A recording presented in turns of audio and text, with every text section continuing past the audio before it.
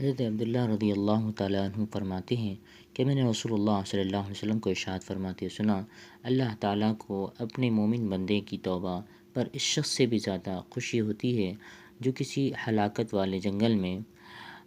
سواری پر جائے جس پر اس کا کھانا پینا رکھا ہو اور سواری سے اتر کر سو جائے، جب آنکھ کھولے دیکھے کہ سواری کہیں جا چکی ہے تو اس کو ڈھونڈتا رہے، یہاں تک کہ جب اسے سخت پیاس لگے تو کہیں میں واپس اسی جگہ جاتا ہوں جہاں میں پہلی تھا، میں وہاں سے جاؤں گا یہاں تک کہ مر جاؤں۔ چنانچہ وہ بازار پر سر رکھ کر لیٹ جاتا ہے تاکہ مر جائے، پھر بیدار ہوتا ہے تو اس کی سواری اس کے پاس موجود ہوتی ہے جس پر اس کا توشہ اور کھانے پینے کا سامان رکھا ہوا ہوتا ہے۔ اللہ تعالیٰ مومن بندے کی توبہ پر اس سے زیادہ خوشی ہوتی ہے جتنی اس شخص کو نا امید ہونے پر اپنی سواری اور توشے کے مل جانے سے ہوتی ہے۔